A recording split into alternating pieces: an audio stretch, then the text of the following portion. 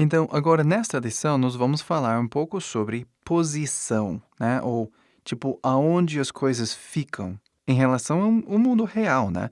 Tá em cima, tá abaixo, tá debaixo, tá ao lado de, esse tipo de palavra ou frase.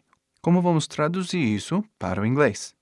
Então, no inglês, essas palavras são chamadas de prepositions, né? Ou no português, preposições. E a função dessas prepositions ou preposições é exatamente a mesma coisa, do mesmo jeito, o mesmo conceito gramaticamente que no inglês.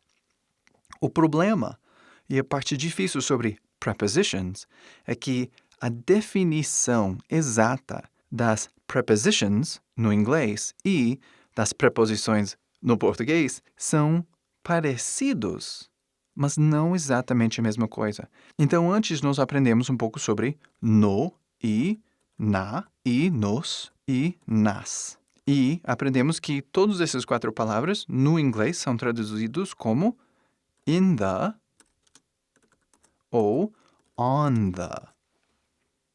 São as duas maneiras que podemos fazer. In the significa dentro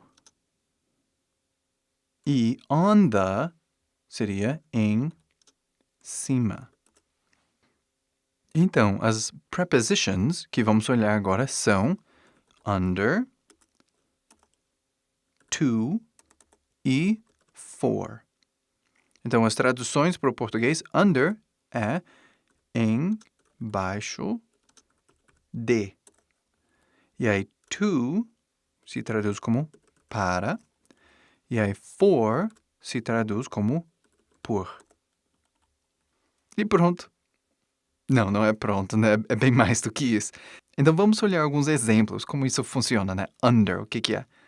Under significa embaixo de. Vamos falar sobre gato nessa lição, né? O gato está embaixo da mesa. No inglês, isso seria The cat is under the table. Vou ajustar aqui um pouquinho. Fazer um pouco maior. The cat is under the table. Aí tem uma palavra interessante aqui, que é esse the, né? Porque o the não tem um A exatamente aqui dentro. Então, isso é importante lembrar, que falamos lá nas primeiras lições.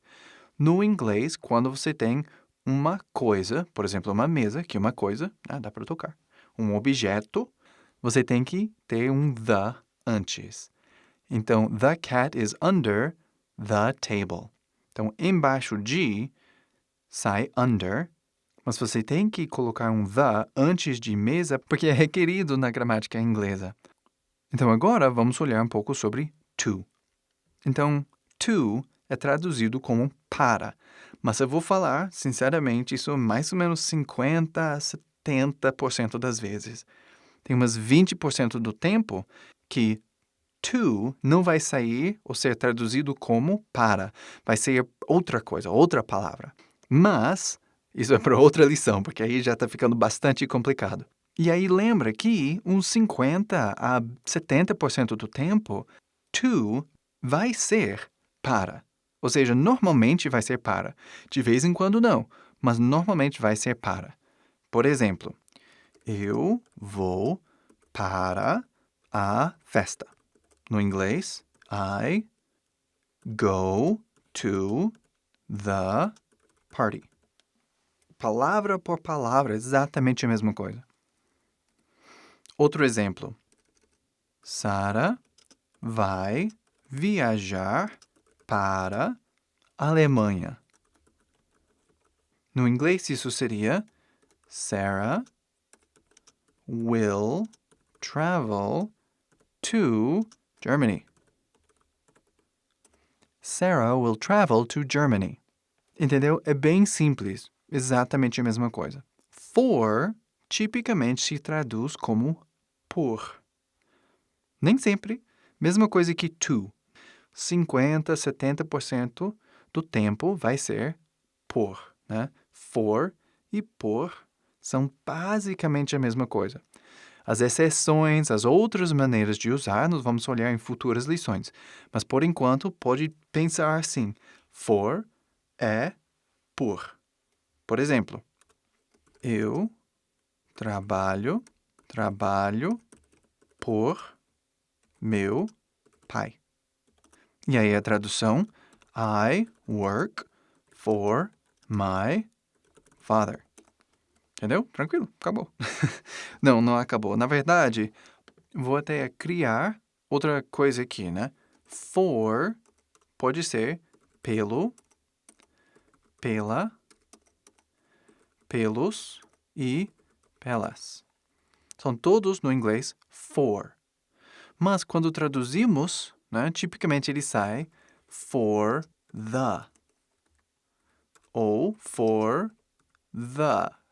Né? Ou for the. Né? Pode adivinhar qual é o próximo? For the. São todos a mesma coisa aqui. Vou fazer uma conexão aqui para vocês. Então, tipicamente no português, essas palavras aqui são usadas mais. E já no inglês também, né? Assim, essas aqui, né? De for the, é usado mais do que simplesmente for sozinho. Por exemplo, pelo. Ela trabalha pelo governo. Entendeu? She works for the government. Aí, por exemplo, obrigado pela ajuda. No inglês seria thank you for the help. Agora, pelos, no português poderia ser ele pediu perdão pelos maus atos. Que no inglês seria he asked forgiveness for the bad actions.